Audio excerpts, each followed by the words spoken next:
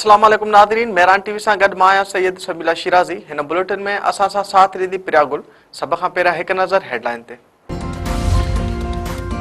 वफ़ाक़ी काबीना टिनी service acts में तरमीम जी मंज़ूरी ॾेई छॾी। वज़ीर आज़म शहबाज शरीफ़ जी सदारत हेठि वफ़ाक़ी काबीना जो इजलास। काबीना तरफ़ां टिनी सर्विस एक्ट में field marshal, chief of defence forces, admiral of fleet ऐं मार्शल ऑफ दी एयर जे हवाले सां तरमीम जी मंज़ूरी ॾिनी वई।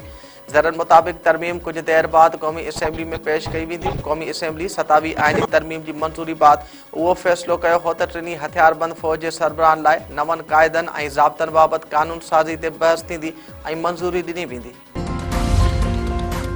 सदर आसिफ अली ज़रदारी 27 आइनी तरमीम वारे बिल ते सही करे छॾी। सदर आसिफ अली ज़रदारी जे सही खां पोइ 27 आइनी तरमीम वारो बिल कानून जो हिसो बणिजी वियो। उन खां अॻु सेनेट ऐं क़ौमी असम्बली में बि 27 आइनी तरमीम जी शिकवार मंज़ूरी ॾिनी वई हुई। पार्लियामेंट 27 आइनी तरमीम जी मंज़ूरी ॾेई छॾी। क़ौमी असम्बली खां पोइ सेनेट मां बि तरमीम इज़ाफ़ी शिकन समेत मंज़ूर। आइनी तरमीम जे हक़ में 64 ऐं मुखालिफ़त में 4 वोट पिया। JUI जे चइनि मेंबरनि पारां बिल जी मुखालिफ़त में वोट। तहरीक इंसाफ़ वोटिंग में हिसो न वरितो। सेनेटर सैफुल्ला अबड़ो ऐं अहमद ख़ान 27 आइनी तरमीम जे हक़ में वोट ॾिनो। मुखालिफ़ धुर जे मेंबरनि जो एहतजाज, चेयरमैन जे डाइस आॾो धरणो, बिल नामंज़ूर जा नारा। नायब वज़ीर आज़म इसहाक़ डार चयो आहे त अॼु तारीख़ी ॾींहुं आहे। तरमीम मुल्क लाइ फ़ाइदेमंद साबित थींदी। चीफ जस्टिस याया आफरीदी 27 आइनी तरमीम ते फुल कोर्ट इजलास तलब करे वरितो। ज़र मुताबिक़ chief justice Yahya Afridi full court इजलास सुभाणे तलब करे वरितो। फुल कोर्ट इजलास में 27 आइनी तरमीम ते ख़्यालनि जी ॾे वठि कई वेंदी। सुप्रीम कोर्ट जे 3 जजनि फुल कोर्ट इजलास घुराइण ते सुप्रीम कोर्ट जे चीफ खे धार ख़त लिखिया हुआ। दिफ़ा वारे वज़ीर ख़्वाजा आसिफ चयो आहे त अफ़गानिस्तान दहशतगर्दी ऐं भारत अफ़गानिस्तान जी पुठिभराई करे रहियो आहे। दहशतगर्दी जे पोयां लिकियल अनासरनि जो ज़मीन जी आख़िरी कुंड ताईं पीछो कंदासीं। इस्लामाबाद में मीडिया सां ॻाल्हाईंदे ख़्वाजा आसिफ चयो त कुझु ॾींहं अॻु हमले में बि अफ़गान शहरी मुलविस हुआ ऐं हाणे इस्लामाबाद धमाके में बि अफ़गान शहरी निकिरी आया आहिनि। रावलपिंडी जी दहशतगर्दी तौड़ अदालत अलीमा ख़ान खे गिरफ़्तार करे पेश करण जो हुकुम ॾेई छॾियो। बानी PTI जी भेण ऐं ॿियनि ख़िलाफ़ 26 नवंबर एहतजाज केस जी ॿुधणी। अलीमा ख़ान ऐं संदसि वकील पेश न थिया। अदालत तरफ़ां कावड़ जो इज़हार।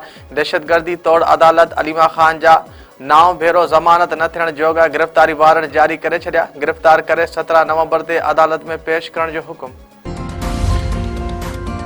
IMF जे एग्जीक्यूटिव बोर्ड जो इजलास 8 दिसंबर ते तलब। पाकिस्तान लाइ $1 करोड़ 20 लख किस्त जी मंज़ूरी जो इम्कान। ज़रनि मूजिब मुआहिदे तहत किस्त जी रक़म 9 दिसंबर ताईं पाकिस्तान जे अकाउंट में मुंतक़िल थियण जो इम्कान आहे। चक वेझो शर बडाणी खूनी तकरार तां घर मथां हमिलो, पीउ ऐं 2 पुटनि समेत 5 ॼणा क़तल।